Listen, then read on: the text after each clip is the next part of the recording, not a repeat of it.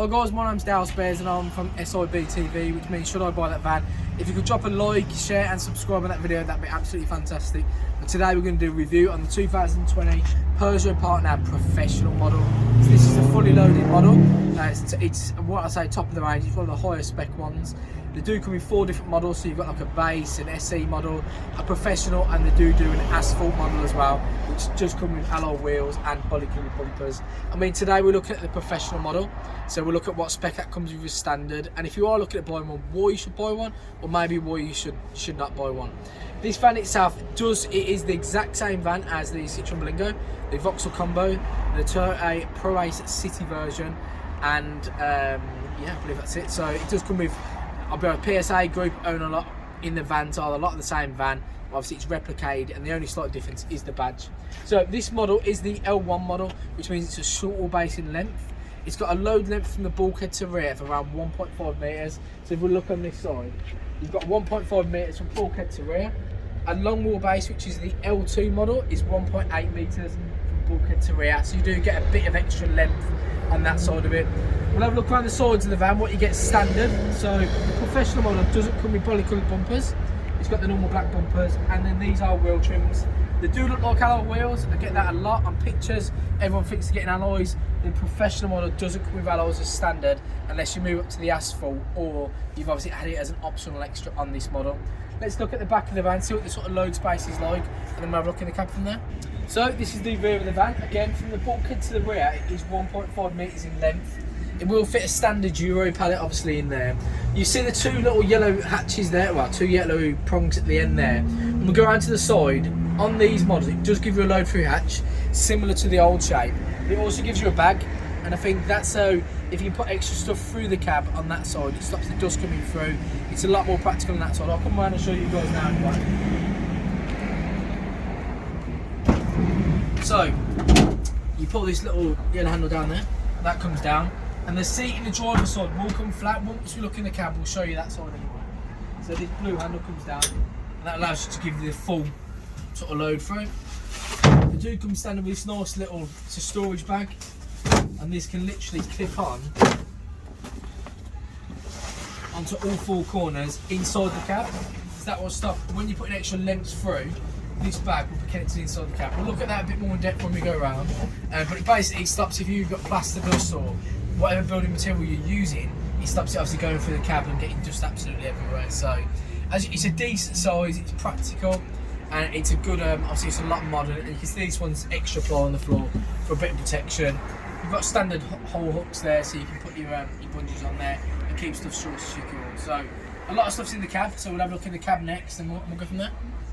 So we're in the interior. I mean, I must say, I think across all the small vans wise, this is one of the nicest looking interiors across the board.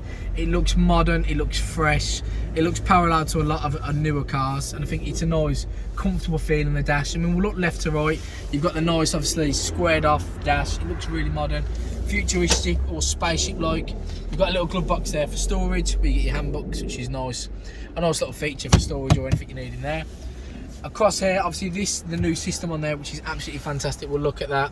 It does come with Apple CarPlay now as standard, so that means you can plug your phone through that system. You'll be able to use it as a navigation through your phone and certain different apps through the Peugeot on that side anyway. So this software is absolutely fantastic on this end.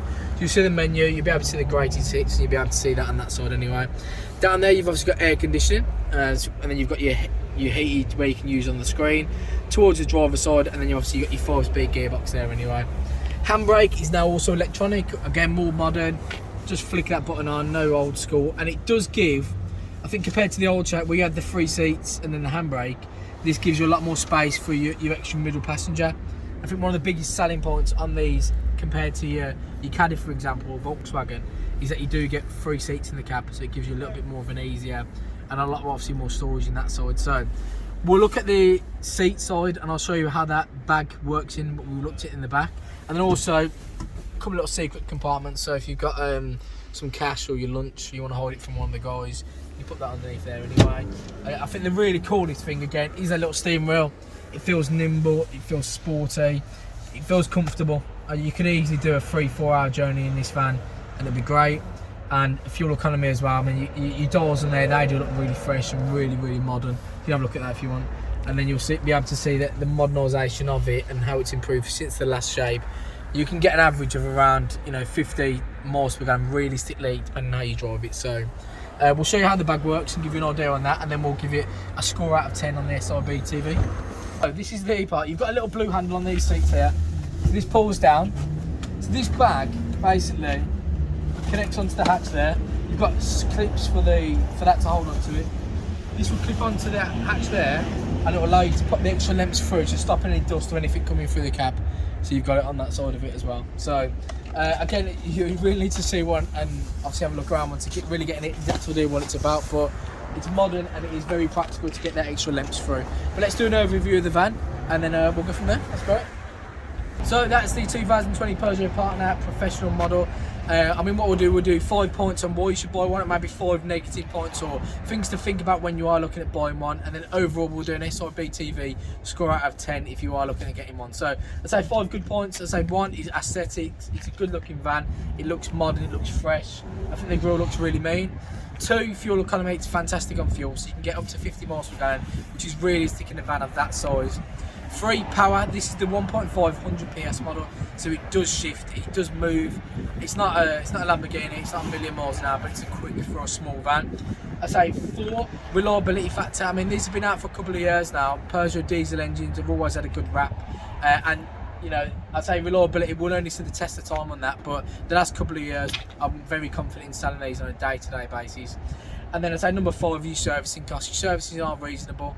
It's not overly priced, even at the main dealers. So that's a good point if you're looking at keeping the vehicle maintained. Parts aren't inexpensive or massively expensive.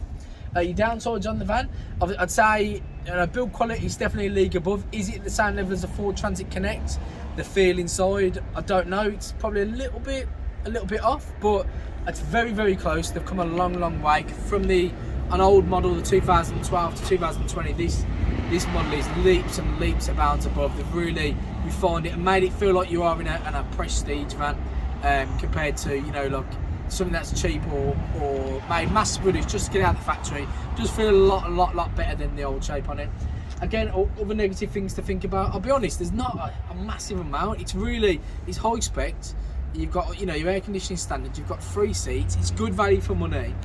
There's not really a massive amount of things I can give a negative spin in it, and for that reason, the SRB TV score out of 10, it's going to get a good 7.5 to 8 out of 10 for a small van in the market, and that looks the part. That really, it gives you a lot of bang for your buck, or a lot of value for money. It's definitely a high score anyway. So hopefully that's given you guys some value out of today's video. If you could like, share, and subscribe today, I'd really appreciate it. And yeah, tune in for the next video. Thanks.